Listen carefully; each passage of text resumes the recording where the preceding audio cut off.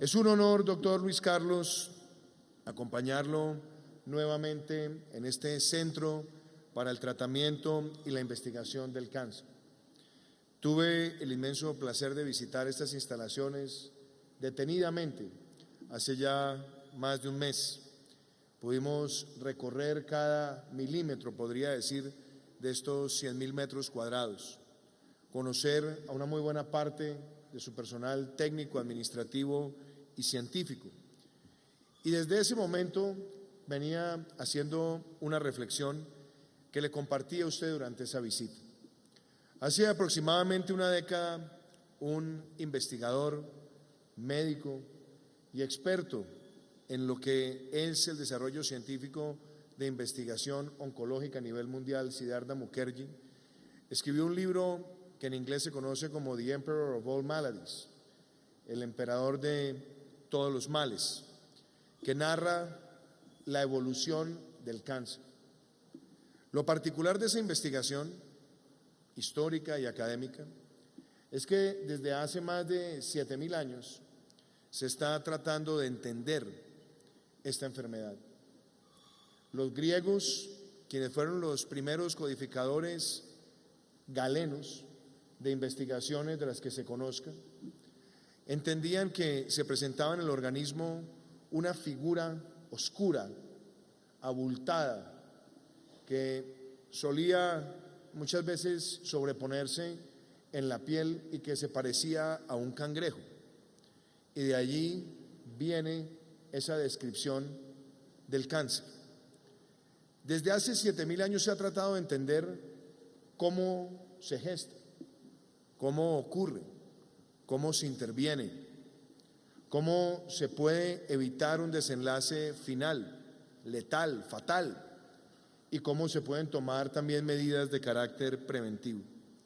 Han pasado miles de años y hoy en el mundo alrededor de 20 millones de personas fallecen por cuenta de esta cruel enfermedad.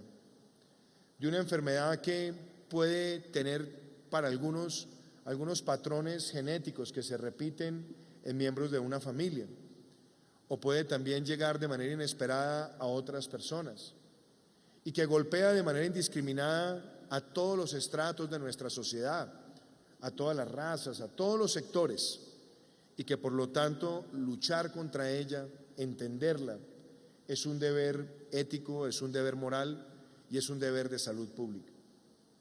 Lo paradójico también de esta enfermedad es que suele también tener impactos sociales distintos.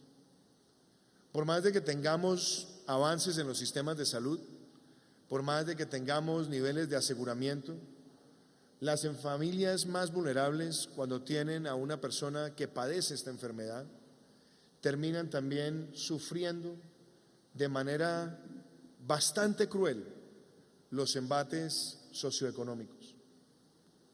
Una persona de escasos recursos en Colombia que es agredida por esta enfermedad tiene que someterse a tratamientos, sean quimioterapias o radioterapias, tienen que ir a centros especializados y de pronto tienen que estar prácticamente peregrinando en una ciudad para ir de un servicio a otro después de haberse sometido a estos tratamientos. A otras personas y a sus familiares, sobre todo cuando esta enfermedad golpea a los niños, prácticamente paraliza la vida laboral de una familia. Entonces, saber entender las dimensiones socioeconómicas de esta enfermedad también muestran la ilusión tan grande que es estar hoy viendo la inauguración de este Centro para el Tratamiento y la Investigación del Cáncer. ¿Por qué? Porque aquí estamos viendo lo más moderno de la ciencia y la tecnología aplicada a la salud, no solamente en Colombia, sino en América Latina. Porque aquí estamos viendo lo mejor del talento científico que va a estar dedicado de tiempo permanente a esta tarea. No solamente atendiendo pacientes, sino también con el centro de investigación, donde veremos decenas de doctorados analizando cada manifestación del cáncer. Porque ese es otro tema que dice muy bien del trabajo desarrollado por ustedes, y es que cada una de las áreas de investigación va a tener foco en algunas de las manifestaciones del cáncer. Porque por más que tengan patrones comunes que han sido claramente descritos por los avances oncológicos en el mundo, cada manifestación es casi que en sí misma una enfermedad tan compleja y tan exigente desde el punto de vista analítico que requiere dedicación permanente de toda suerte de cuerpos médicos.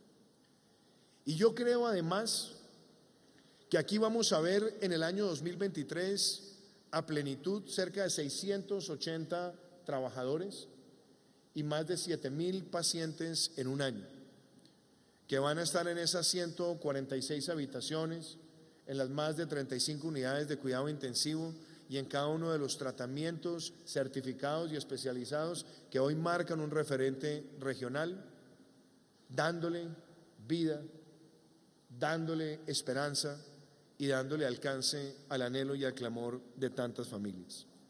Por eso me enorgullece que hoy en Colombia estemos viendo este centro y que sea esta una expresión de transformación científica y tecnológica que ocurre en medio de una pandemia.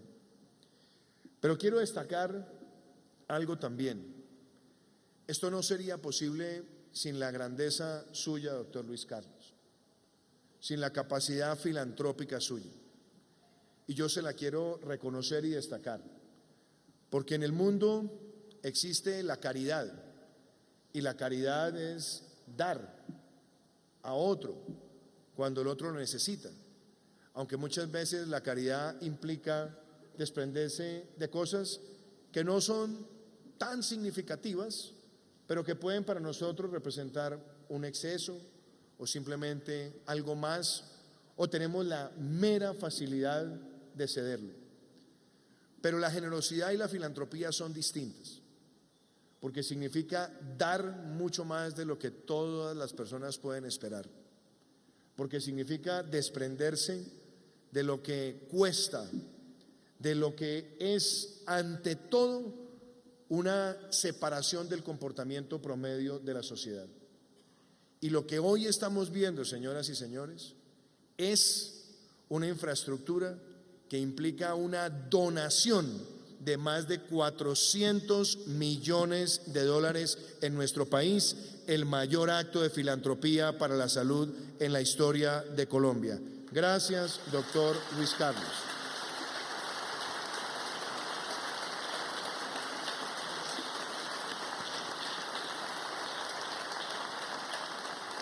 Y yo nunca me voy a cansar de recordar un incidente de generosidad que enfrentamos los dos. Hace 2 años, cuando golpeó a nuestras puertas este enemigo invisible del COVID-19, cuando teníamos que luchar por conseguir hisopos, reactivos, ventiladores. Yo me acuerdo con Fernando Ruiz cómo veíamos que el mundo se cerraba y los países que más han abogado por los derechos humanos empezaban a cerrar fronteras y a limitar exportaciones. Y teníamos que tomar esa difícil pero necesaria decisión del aislamiento preventivo obligatorio. La tomamos.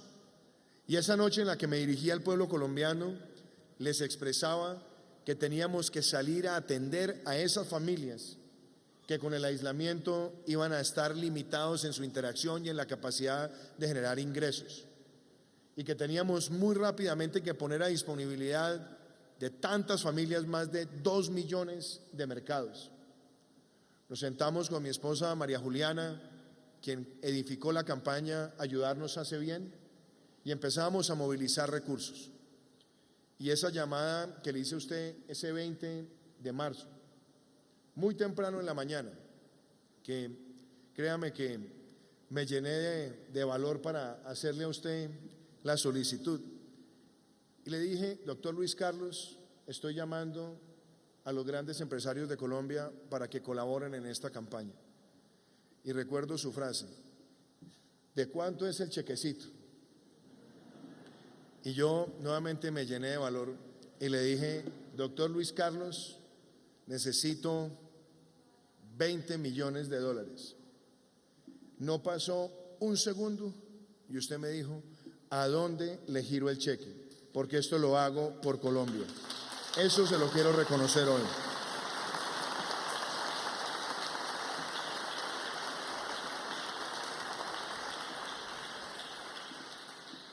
Y antes de que empezara este evento que estábamos aquí conversando, le decía yo a usted que a mí me sigue impresionando esa energía que usted mantiene en todo.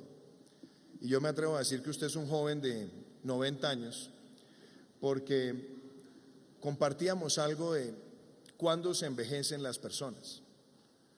Y le recordaba yo a usted una frase de un buen amigo mío, Enrique Iglesias, el expresidente del BID, que dice que para mantenerse joven en la vida hay que tener más proyectos que recuerdos.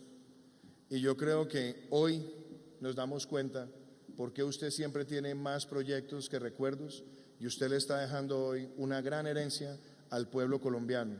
A cada familia que sea tratada y atendida acá, usted le está dejando una herencia. Permítanme entonces también poner en contexto la importancia de este centro en un momento histórico que vive Colombia.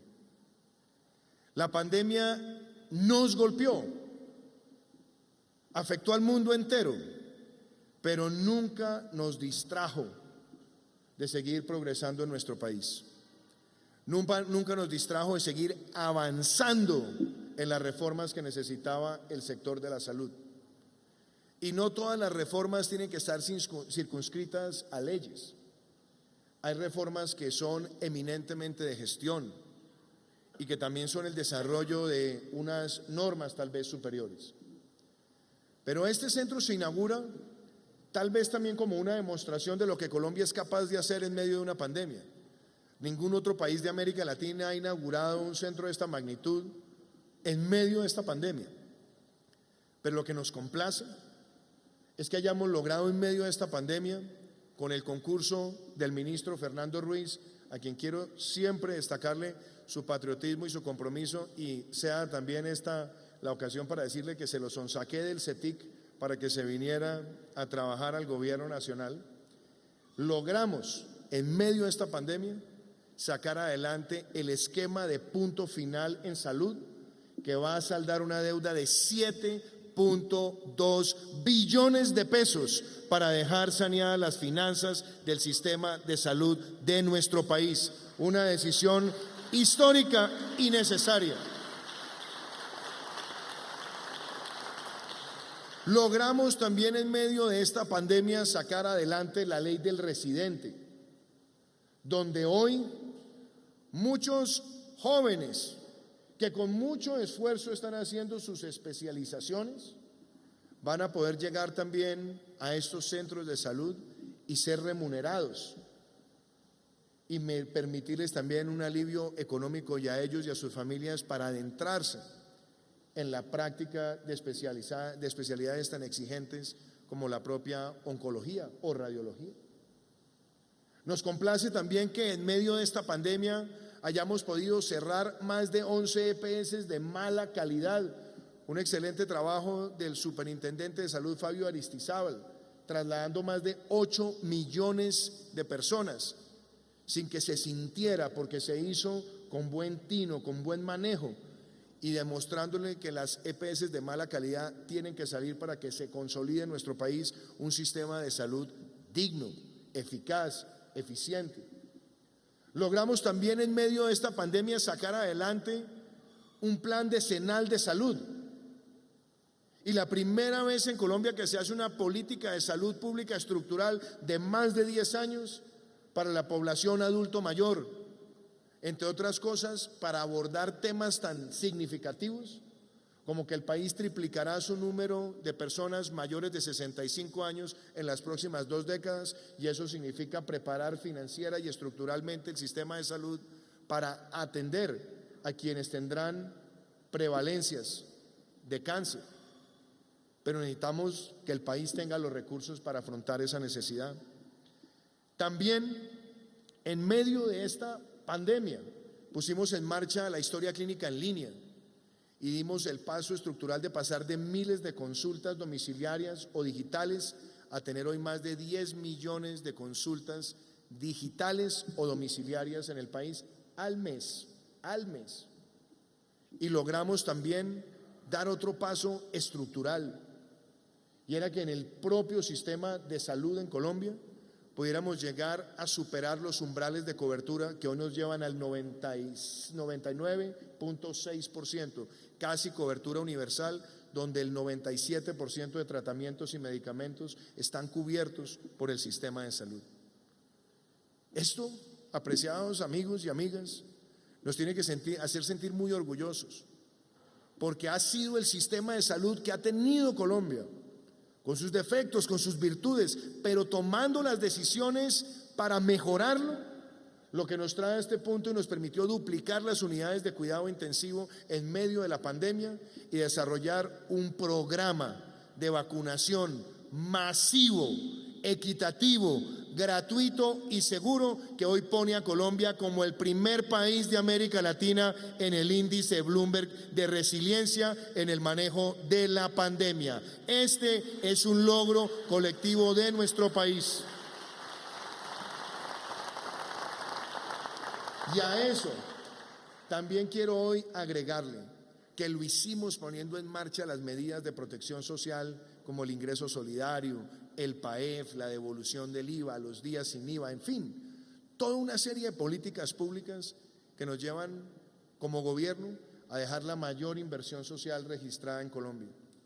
Esta mañana me preguntaba un periodista que cuál es la mejor forma de validar esa estadística. El eje muy sencillo: tome todos los giros de los programas sociales desde que nacieron hace 20 años y se dará cuenta que el 55% de los giros de todos los programas sociales ocurrieron en estos 4 años.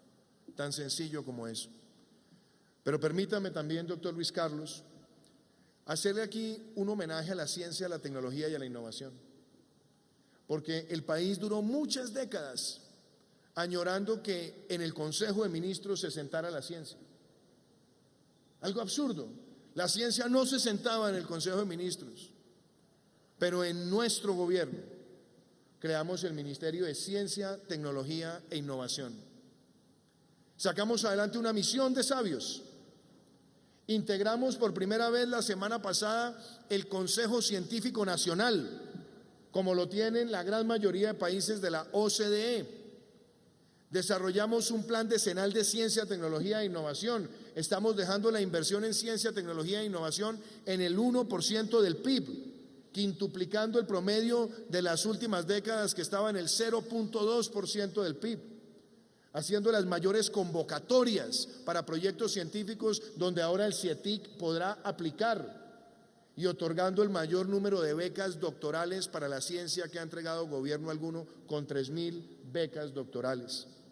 Eso también para nosotros es importante mencionarlo hoy, porque en este centro veremos proyectos, veremos científicos, veremos ciencia aplicada a la salud para transformar a nuestro país.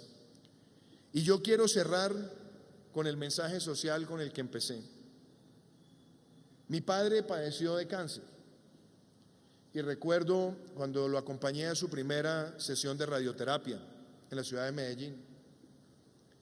Llegamos a uno de los centros de atención, él con algo de ansiedad, de preocupación, y estábamos en una sala de espera y llegó un papá con un niño de 14 años. El niño se veía profundamente enfermo. Tenía que someterse a una quimioterapia, tenía identificado un tumor en el cerebro. Se veía también de manera dolorosa las carencias de esa familia. Y mi padre, que siempre tenía ese gran espíritu social, se acercó. Me dijo: vamos a hablar con ellos, hijo. Y empezábamos a conversar y nos narraban: venimos desde muy lejos, venimos del Bajo Cauca antioqueño hasta Medellín, estamos viendo dónde nos podemos quedar. Mi hijo tiene que someterse a estas quimioterapias y después tenemos que salir a buscar un bus a ver dónde nos vamos a hospedar o dónde vamos a pasar la noche. Vamos a tener que ir a distintos lugares de la ciudad para cada uno de los procedimientos o exámenes. Y ese día, pues vi también con claridad el deber que teníamos que asumir como familia, y lo hicimos con mi padre. Pero cuando vine a este centro, me di cuenta que este centro corrige 3 grandes brechas sociales en el sistema de salud. Primero, que esta tecnología y esta grandeza es para todos. Aquí podrá entrar cualquier colombiano y será atendido con la misma calidad, sin importar el tamaño de su billetera y sin importar el estrato. Ese es un gran homenaje que se hace a tantos colombianos. Lo segundo, este centro está diseñado para que todos los servicios de atención al cáncer estén en un solo lugar, para que no tengan que estar peregrinando pacientes en una ciudad, teniendo que exponerse a la polución, teniendo que exponerse a tantos microbios que tiene la interacción humana. Y tercero, aquí se está trayendo la mejor tecnología oncológica que ha visto América Latina, donde se podrán hacer tratamientos de alta complejidad experimental para las personas que más lo necesitan. Eso, por sí solo, muestra la grandeza de este importante centro para la salud de los colombianos. Y quiero entonces también cerrar diciendo lo siguiente. En los Estados Unidos, un célebre empresario utilizó una frase que decía: si no está roto, no lo arregle. Y tenemos que partir de la base que el sistema de salud que tenemos, con muchas cosas que siempre podrán mejorarse, es el sistema de salud que nos llevó a poder desarrollar toda la atención contra esta enfermedad que fue el COVID-19 y seguir manteniendo la atención regular de las patologías que vive el pueblo colombiano. Yo quiero cerrar diciendo: no nos pongamos a jugar con destruir lo que hemos creado durante tantos años y que ha probado servirle al pueblo colombiano. Mejorar todo lo que se quiera, destruirlo sería retroceder como sociedad. Muchísimas gracias.